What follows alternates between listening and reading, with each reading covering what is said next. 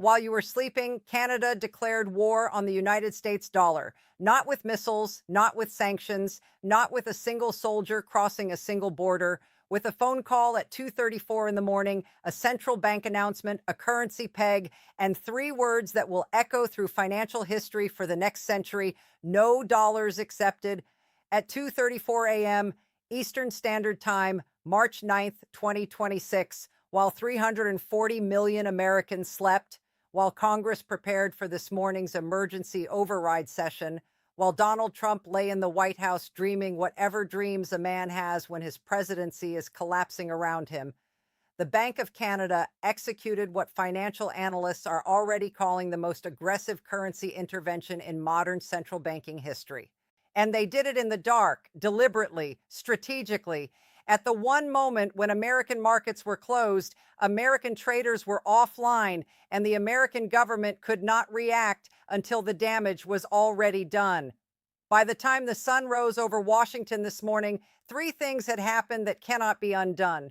The Canadian dollar was delinked from the US dollar, permanently pegged to a basket of global currencies that includes the euro, the pound, the yen, the yuan, and the Swiss franc. 0% US dollar. The Canadian economy officially severed from American economic gravity. All Canadian energy exports, when and if they resume, must now be paid for in Canadian dollars, euros, or yuan. US dollars will not be accepted, not discouraged, not disfavored, prohibited. The petrodollar system that has underpinned American financial dominance for 50 years just got a crack in its foundation the size of Canada. And 40 nations, the entire Democratic Trade Alliance, agreed to begin holding Canadian dollars as reserve currency and settling trade between member nations in Canadian dollars instead of US dollars. $58 trillion in annual economic activity across 40 countries, redirected away from the US dollar. This is not trade policy. This is not tariff warfare. This is not even economic sanctions. This is a strike at the molecular structure of American power, the thing that allows the United States to run $34 trillion in national debt without collapse, the thing that lets America print money without hyperinflation, the thing that makes every country on earth hold dollars they don't want because they need them to buy oil, to settle trade, to participate in the global economy. The reserve currency status of the US dollar is not a policy achievement. It is the foundation upon which every other American advantage rests. Military spending, trade deficits, government borrowing, consumer purchasing power, all of it depends on the world needing dollars. And this morning, Canada told the world, you don't need dollars anymore. Here's an alternative. Here are 40 countries that agree. Here's a currency backed by the fourth largest oil reserves on earth, stable democratic governance, and a 40-nation alliance that will accept it for trade settlement. The world listened. The world looked at the alternative, and the world started buying. Trump woke up this morning to discover that the Canadian dollar is no longer just another currency.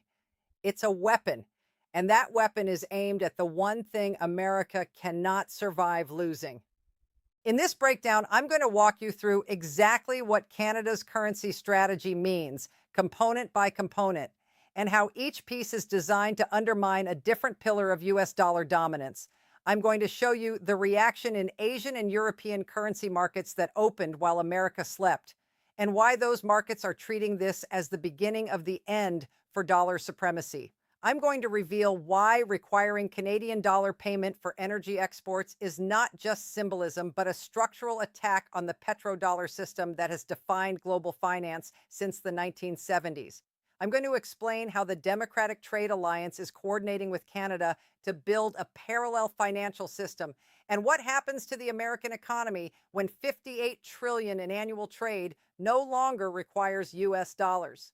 And I'm going to give you three scenarios for what happens in the next few hours, because Congress is voting today, markets open tomorrow, and the window to save the US dollar is measured in hours, not days. Subscribe to join the community. Leave a comment so we can keep the conversation going, and share this video, because what happened at 2:34 this morning affects every dollar in your bank account, every price on every shelf, and every assumption you've ever had about America's place in the world. Let me walk you through the three components of Canada's currency strategy, because this wasn't a single action. This was a coordinated three-front assault, each front targeting a different structural pillar of dollar dominance, launched simultaneously so that no single pillar could compensate for the others falling. Think of it like demolishing a building. You don't just hit one support column, you hit all three at once. So the whole structure comes down before anyone can shore up the damage.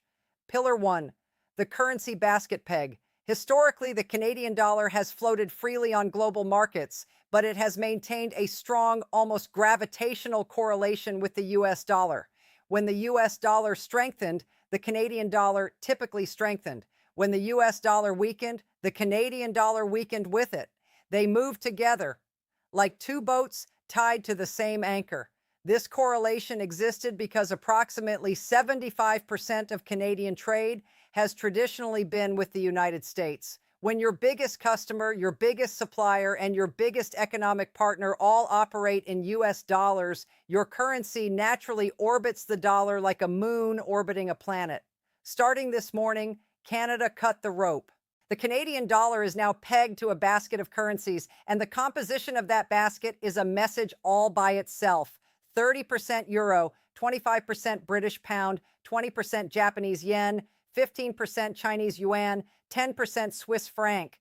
Now, notice what's not in that basket. Notice what percentage of that basket is allocated to the US dollar. 0%, not 5%, not 2%, not a token amount to maintain some connection. Zero. The Canadian dollar's value will now move based on European, British, Japanese, Chinese, and Swiss economic conditions, not American conditions. If the US dollar crashes, and it is crashing right now as I speak, the Canadian dollar does not crash with it. The Canadian dollar is insulated, protected, diversified, freed from the gravitational pull of a currency that is being dragged down by the very crisis its government created. For global investors looking for stable currencies to hold, central banks deciding where to park their reserves, sovereign wealth funds deciding where to invest, multinational corporations deciding which currency to denominate contracts in, the Canadian dollar just became dramatically more attractive. Because here's what stability means in currency markets. It means predictability. It means your reserves don't evaporate because another country's president picks a fight with his neighbor. It means your trade settlements don't become more expensive because someone else's political crisis devalues the currency you're holding. The Canadian dollar, pegged to a diversified basket of the world's most stable currencies, backed by 163 billion barrels of oil reserves and a 40-nation trade alliance, now offers something the US dollar increasingly cannot: reliability. And in currency markets, reliability is everything. Pillar two, mandatory Canadian dollar payment for energy. This is the one that should make every financial strategist in Washington break into a cold sweat. Because this doesn't just affect Canada-US trade, this attacks the architecture of global dollar dominance itself. Since the 1970s, since the deal between the United States and Saudi Arabia that created what we now call the petrodollar system, global energy has been priced and sold in US dollars. You want to buy oil? You need dollars. You want to buy natural gas? You need dollars. You want to participate in the global energy market at any level? You need dollars. This created a permanent structural global demand for US dollars that had nothing to do with the strength of the American economy. Countries didn't hold dollars because they loved America. They held dollars because they needed them to buy the energy that keeps their economies running. That permanent demand is what allows the United States to do things no other country can do: run massive trade deficits year after year without currency collapse, accumulate $34 trillion in national debt without triggering a sovereign debt crisis, print money during emergencies without hyperinflation. Every other country on earth would face catastrophic consequences for those policies. The US doesn't, because the world needs dollars. The demand for dollars absorbs the supply of dollars. The system balances as long as oil is sold in dollars. Canada just broke that system. When Canadian energy exports resume, and they will resume to someone, because $163 billion barrels of oil doesn't sit in the ground forever. All transactions must be settled in Canadian dollars, euros, or yuan.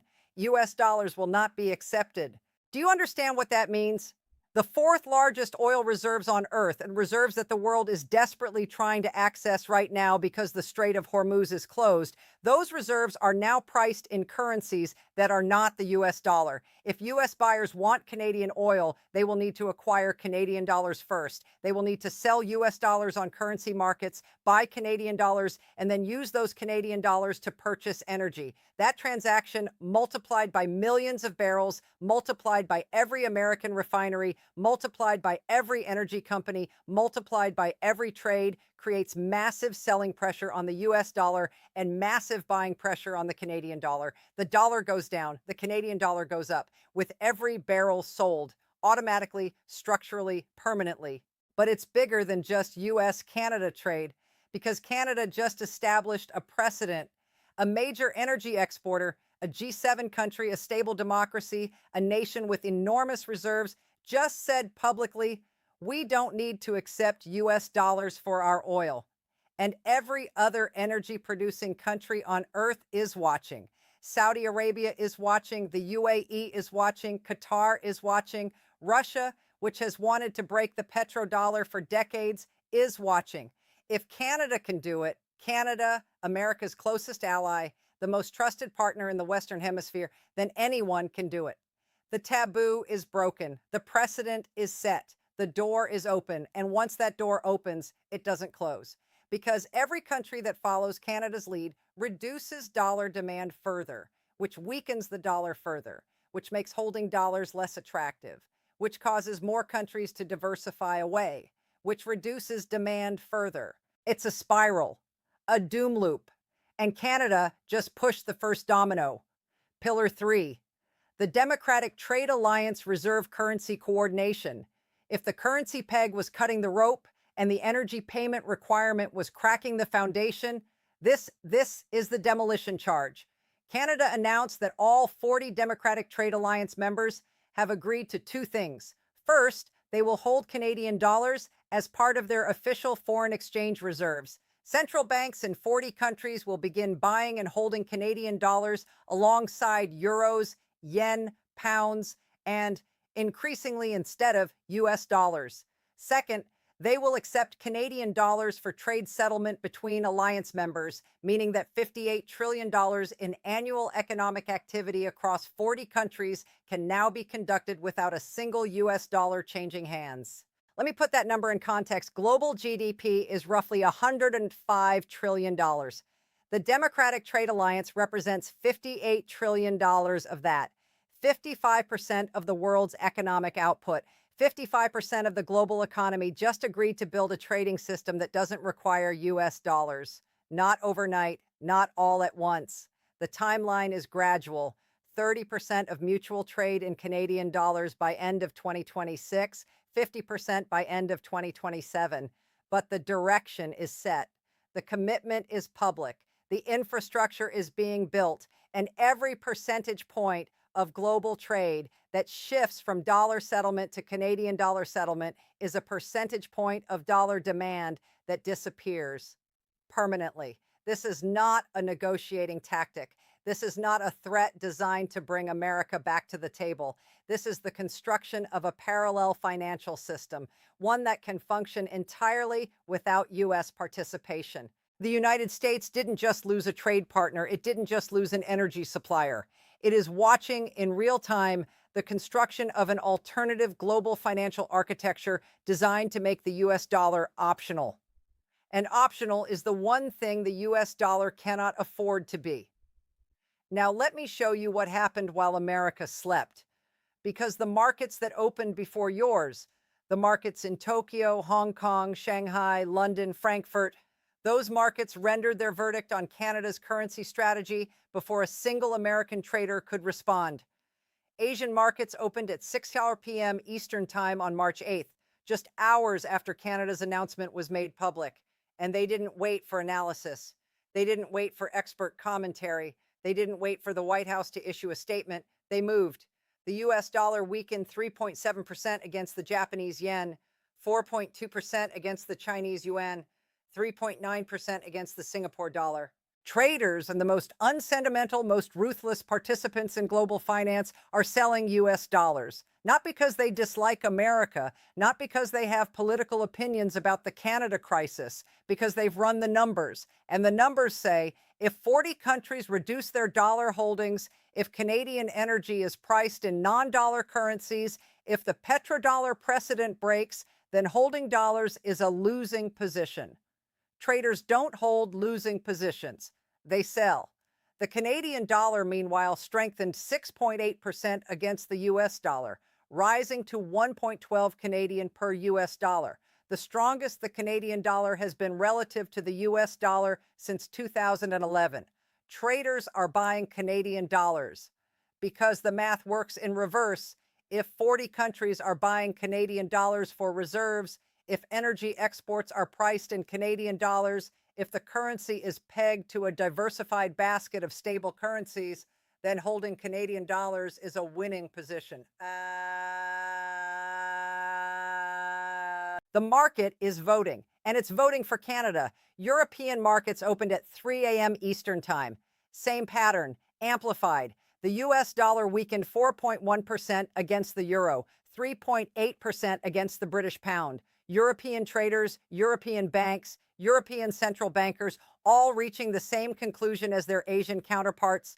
The dollar's dominance is no longer guaranteed, and positioning needs to change. And then came the endorsements, not from analysts, not from commentators, from central banks, the institutions that actually hold reserves, that actually determine which currencies matter, that actually build the infrastructure of global finance. The European Central Bank, the institution that manages the world's second most important currency, issued a statement at 4:30 a.m.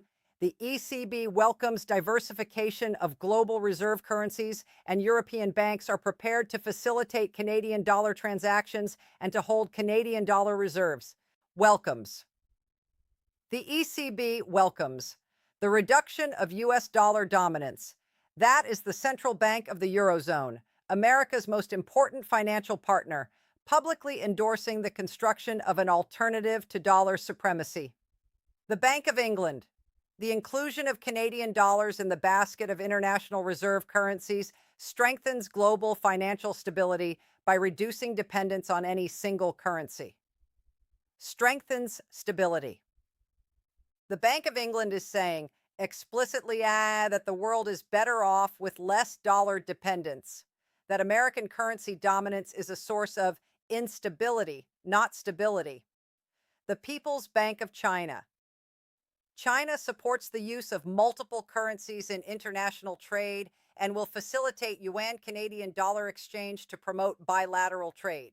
China has wanted to break dollar dominance for decades. Canada just gave them the vehicle, not a Chinese-led initiative that the world would view with suspicion, a Canadian-led initiative backed by democracies, endorsed by European central banks, grounded in rule of law. Everything China couldn't build on its own, Canada is building for them, and China is more than happy to participate. By 6 a.m. Eastern Time, the picture was complete. The US dollar had weakened against every major currency. The Canadian dollar had strengthened against every major currency. The central banks that matter most, ECB, Bank of England, People's Bank of China, had all endorsed Canada's strategy. Gold spiked to $134 per ounce, reaching 2,847's, the highest price in history. Because gold is where money goes when it's afraid of currencies. And right now, money is afraid of the dollar. Bitcoin surged 31%, above $94,000, because cryptocurrency is where money goes when it's afraid of the system.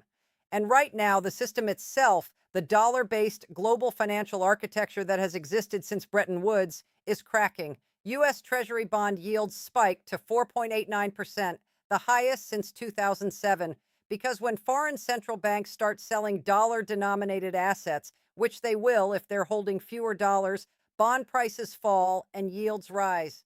Higher yields mean higher borrowing costs. Higher borrowing costs on $34 trillion in national debt means the interest payments alone start eating the federal budget alive. Every single market indicator, currencies, commodities, bonds, crypto, is flashing the same signal.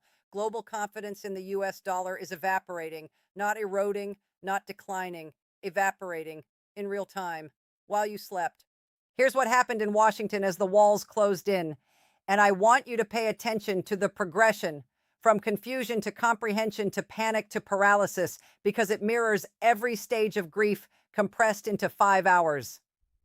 3:15 a.m.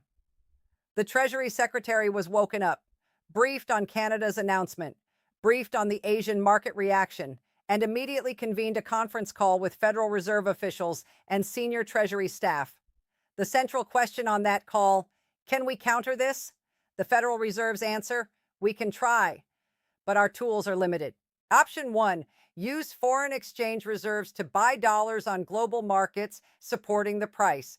Problem: U.S. foreign exchange reserves are approximately $240 billion. The daily volume of global currency markets is over $7 trillion. Trying to support the dollar with $240 billion against a structural shift involving 40 countries is like trying to stop a river with a bucket. You might slow it down for a few hours, but the river wins. Option 2: raise interest rates dramatically, making dollar-denominated assets more attractive and drawing investment back. Problem: the U.S. economy is already in crisis. Energy is cut off. Trade is collapsing. Supply chains are breaking. Raising rates in that environment doesn't attract investment. It kills what's left of economic activity. You save the dollar's external value by destroying its domestic value. The operation succeeds, but the patient dies. The consensus from the call, and this is the line that matters: the U.S. has no good options to counter Canada's currency strategy. No good options. The Treasury Department and the Federal Reserve, the two institutions specifically designed to defend American financial stability, have concluded that they cannot effectively fight back. 4 a.m. The National Security Council held an emergency virtual meeting because when Treasury says no good options, the question moves from economic to strategic. Is there a military option? According to sources, officials discussed whether Canada's currency intervention constitutes economic warfare that justifies a military response. Let that sit for a moment. At 4 in the morning, the National Security Council of the United States of America discussed whether to use military force against Canada over currency policy. The Pentagon's response was immediate, unequivocal, and according to sources, delivered with a bluntness that left no room for interpretation. Military action against Canada over currency policy would be, and this is the word that was reportedly used, insane. It would trigger Article 5 collective defense responses from the 23 NATO members supporting Canada. It would unite the entire world against the United States. It would transform a financial crisis into a military catastrophe.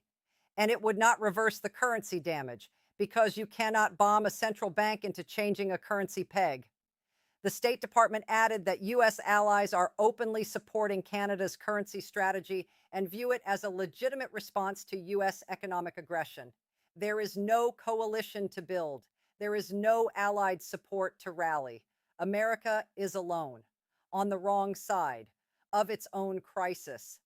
The consensus: Canada has executed a brilliant strategic move that the U.S. cannot effectively counter. Brilliant. That word, used by American national security officials to describe the strategy being used against them, tells you everything about the gap between where Canada is and where America is in this crisis. 5:30 a.m. Trump was woken up. According to sources, Trump was told three things. Canada has weaponized its currency. The U.S. dollar is collapsing in global markets, and this threatens the dollar's status as the world's reserve currency. Trump reportedly asked, "What does reserve currency status mean?" I want you to sit with that question. At 5:30 in the morning, with the U.S. dollar in free fall across global markets, with central banks selling dollar assets, with the petrodollar system cracking, with the foundational advantage that has underpinned American economic supremacy for 80 years actively disintegrating, the the President of the United States asked his advisors to explain what reserve currency status means. He didn't know. The man whose decisions triggered this crisis, whose tariffs started the trade war, whose threats provoked Canada's response, whose ego prevented every off-ramp, whose refusal to listen to his own experts escalated a trade dispute into a currency war, did not understand the thing he was destroying. He didn't understand that reserve status is what lets America borrow $34 trillion without collapse. He didn't understand that it's what lets America run trade deficits without currency crisis. He didn't understand that it's the reason America can afford its military, its social programs, its infrastructure, its entire way of life is currently structured. He didn't understand any of that, and he's the one who put it at risk. Advisors explained, reportedly in simple terms, because the concepts are not simple, and the man asking does not deal in complexity. They told him, if the dollar loses reserve status, the U.S. can no longer sustain current debt levels, can no longer sustain current deficits. The country would face forced austerity, spending cuts, economic contraction, a fundamental reduction in American living standards that would last decades. Trump reportedly asked, how do we stop Canada's currency strategy? And his advisors, Treasury, Fed, NSC, State, Pentagon, all delivered the same answer. The only way is to accept Canada's 5 requirements immediately, so that Canada agrees to reverse the currency measures before permanent damage is done. That's it. That's the only play. There is no counter move. There is no retaliation. There is no clever workaround. Accept Canada's terms today, now, before the markets open tomorrow and the damage becomes irreversible. 6:30 a.m. The White House issued a statement, and if you've been following this crisis, if you've been watching the progression from confidence to concern to panic, this statement is the most revealing yet, because it combines maximum defiance with maximum emptiness. Canada's manipulation of currency markets is a desperate act by a government that knows it is losing. The U.S. dollar is the world's reserve currency and will remain so regardless of Canada's schemes. The United States will take all necessary measures to defend the dollar's value and global position. Canada's currency manipulation will fail. We'll take all necessary measures. What measures? Name them. Specify them. The Treasury Secretary just concluded there are no good options. The Federal Reserve can't intervene effectively. The Pentagon said military action would be insane. What measures are left? None. There are no measures. The statement promises action that doesn't exist. It projects confidence that contradicts reality. It is a press release written by people who know the truth and are praying the audience doesn't. At 7:00 a.m., the Federal Reserve issued a separate statement. And just like the Pentagon's previous statements, it contradicted the White House in tone and substance. The Federal Reserve is monitoring global currency markets and stands ready to provide liquidity and stability as needed. The U.S. dollar remains strong and the U.S. economy remains resilient. The U.S. dollar remains strong. The dollar has lost 3.7% to 4.2% against major currencies in the last 12 hours. Strong is not the word that describes what's happening. Collapsing is, hemorrhaging is, free-falling is. But the Fed said strong because the Fed cannot say the truth. Because if the Federal Reserve of the United States publicly admits that the dollar is in crisis, the crisis accelerates. The Fed's statement is not analysis, it's life support, a verbal defibrillator applied to a currency that is going into cardiac arrest. 7:30 a.m., congressional leaders arrived at the Capitol for the emergency Sunday session that may be the most important vote in American economic history. Senator Schumer told reporters, Canada has now attacked the U.S. dollar itself. This is the final straw. If we do not act today to accept Canada's demands, the U.S. dollar will lose its reserve status and the American economy will collapse. Today's vote is not about politics. It's about national survival.